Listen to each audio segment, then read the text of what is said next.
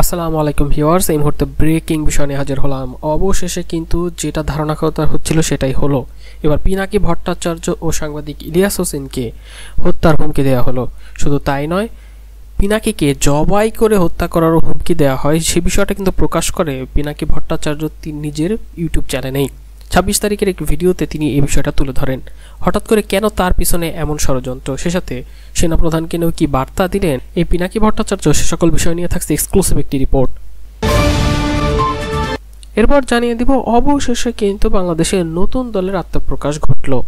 ছাত্র আন্দোলনের ব্যানারে অবশেষে সেটা এবার জাতীয় নাগরিক পার্টি নামে আবির্ভাব হলো। বর্তমানে তার মুখ্য সচিব কিন্তু এই নাহিদ ইসলাম, এবং তিনি হুঁশিয়ারি বার্তা দিয়ে প্রথমে বলে দিলেন বাংলাদেশে ভারত পাকিস্তানপন্থী কিন্তু কোনো রাজনীতি চলবে না। সে সাথে দলের আত্মপ্রকাশের দিনই গণপরিষদের নির্বাচনের দাবি করে বসেছেন অন্যতম একজন নেতা এই আক্তার হোসেন।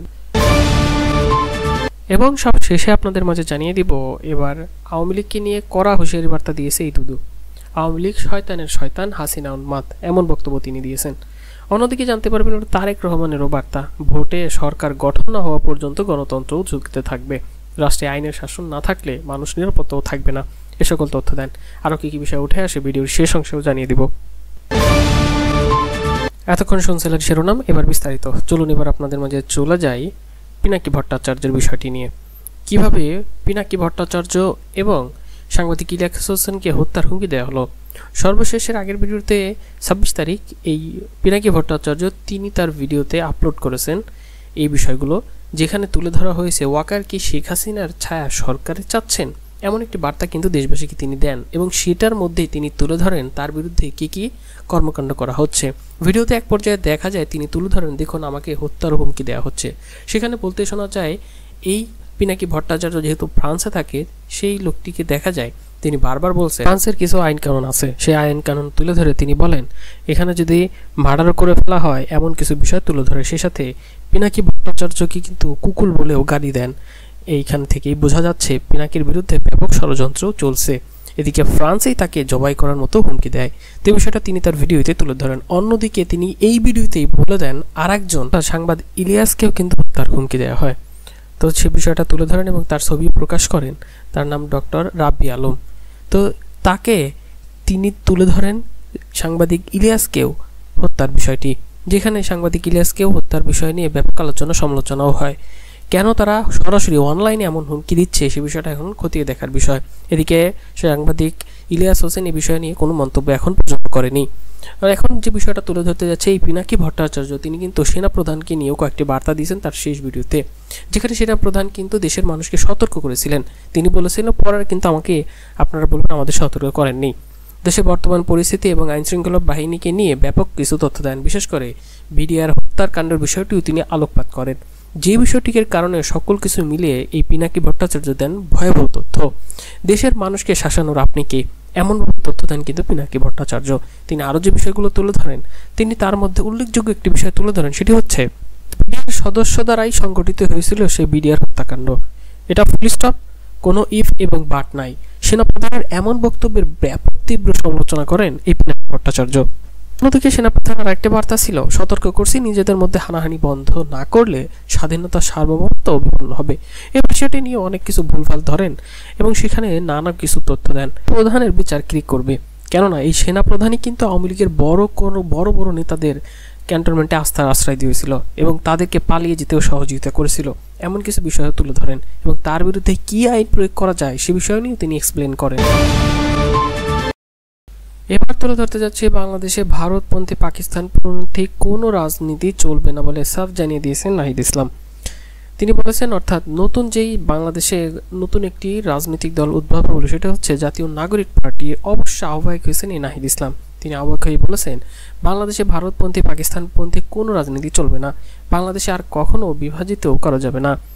নাহিদ ইসলাম বলেন আমার সামনের কথা বলতে চাই, সম্ভাবনার কথা বলতে চাই, স্বপ্নের কথাও বলতে চাই, সেই স্বপ্ন বাস্তবায়নে আজ আমরা এখানে এসেছি। তিনি বলেন গত 15 বছরে দেশে যে বিভাজনের রাজনীতির ষড়যন্ত্র কায়েম করা হয়েছিল, জুলাই আগস্টের গণঅভ্যুত্থানে ঐক্যবদ্ধভাবে আমরা তা ভেঙে দিয়েছি।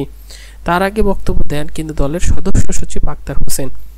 তো এখান থেকে আরও কয়েকটি বিষয় উঠে আসে, কেমন হবে সেকেন্ড এই রিপাবলিক। অনেকে ধারণা করছেন তাদের মধ্যে হয়তো নতুন রাজনীতি ফুটে উঠবে।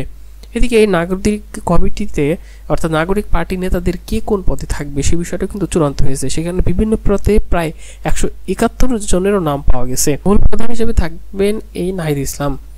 এদিকে আজকে যে বিষয়টা ঘটে গেল দলের আত্মপ্রকাশের দিনই, সেটি হচ্ছে গণপরিষদের নির্বাচন দাবি করে বসেছেন অন্যতম এই পার্টির নেতা এ আক্তার হোসেন।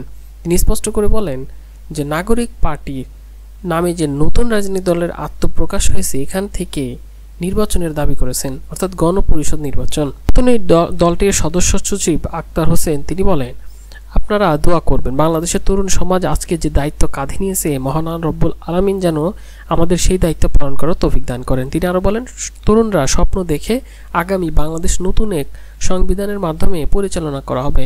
সেই স্বপ্ন নিয়ে গণপরিষদ নির্বাচনের দাবি জানিয়ে আমি আমার বক্তব্য শেষ করছি। এরপর দলের ঘোষণাপত্র পাঠ করেন জাতীয় নাগরিক কমিটির আহ্বায়ক অর্থাৎ প্রধান নেতা নাহিদ ইসলাম। এমনটা কিন্তু তুলে ধরা হয়। পবিত্র কোরআন তেলাওয়াত করা হয়, এরপরে পবিত্র গীতা, ত্রিপত্রিকা বাইবেলও পাঠ করা হয়। ধর্মগ্রন্থ থেকে পাঠের পর জাতীয় সঙ্গীত পরিবেশনা করা হয়। এরপরে জুলাই আগস্টের নিহতদের স্মরণে দাঁড়িয়ে 1 মিনিট নীরবতা পালন করা হয় এবং নিজ নিজ ধর্মমতে তাদের জন্য দোয়া করা হয়। এর আগে স্লোগানে মিছিল নিয়ে মানিক মেয়ে এভিনিউতে জড়ো হতে থাকে বিপুল সংখ্যক ছাত্র জনতা এবং তাদের নেতাদের নিয়ে। দেশের বিভিন্ন জেলা উপজেলা মহানগর শিক্ষা প্রতিষ্ঠান থেকে খণ্ড খণ্ড মিছিল নিয়ে সমাবেশে হাজির হন ছাত্র নেতারা। কানায় কানে পূর্ণ হয়ে যায় মানিক মেয়ে এভিনিউ। এরপরে আত্মপ্রকাশ ঘটে। সংবিধান সংস্কারের জন্য গণপরিষদ নির্বাচন দাবি জানায় সদস্য সচিব এই আক্তার হোসেন। এবং সবশেষে আপনাদের মাঝে তুলে ধরতে যাচ্ছি, আওয়ামী লীগ শয়তানের শয়তান, হাসিনা উন্মাদ বলে দাবি করেছেন এই দুদু। বিএনপির ভাইস চেয়ারম্যান এই শামসুজ্জামান দুদু বলেছেন, আওয়ামী লীগ শয়তানের শয়তান, শয়তানের নাম বেশি মুখে নেওয়া ঠিক নয়, এগুলো মানুষরূপী শয়তান দানব। আওয়ামী লীগের ভেতরে একটা সুস্থ স্বাভাবিক মানুষ খুঁজে পাবেন না। সে সাথে তিনি আরও বলেন, তাদের নেত্রীকে পাগল বললেন না, হাসিনাকে পাগল বলা ঠিক হবে না, তিনি উন্মাদ। তিনি এমনটাই বললেন। তিনি আরও বলেন, আমাদের ইলিয়াস আলী চৌধুরী আলমকে ধরে নিয়ে গেছে আর ফেরত দেননি। 1800 থেকে 2000 মানুষকে তারা গুম করেছে। এর নাম শেখ হাসিনা, বাবা ছিল খুনি। 72 থেকে 75 সাল পর্যন্ত বিরোধী দল 40,000 নেতাকর্মীকে সে হত্যা করেছে, এমনও তথ্য দেন এই দুদু মিয়া। তিনি এক পর্যায়ে তো বলেই ফেলেন রেগে যে আওয়ামী লীগ শয়তানের শয়তান, হাসিনা উন্মাদ, এমন দাবি করেন তিনি। তবে তিনি আরও অনেকগুলো তথ্য দেন। অন্যদিকে এবার কিন্তু ভোটের সরকার গঠন না হওয়া পর্যন্ত কিন্তু গণতন্ত্র ঝুঁকিমুক্ত নয় বলে জানিয়েছেন তারেক রহমান। যতক্ষণ না জনগণের প্রত্যক্ষ ভোটে সংসদ ও সরকার গঠিত না হবে ততক্ষণ পর্যন্ত গণতন্ত্র ঝুঁকিমুক্ত নয় বলে মন্তব্য করেছে বিএনপির ভারপ্রাপ্ত চেয়ারম্যান তারেক রহমান। তিনি বলেছেন, সব ধর্মবর্ণের মানুষের জন্য নিরাপদ গণতান্ত্রিক বাংলাদেশ গড়তে আগামী জাতীয় নির্বাচন সংসদ বিরাট সুযোগ।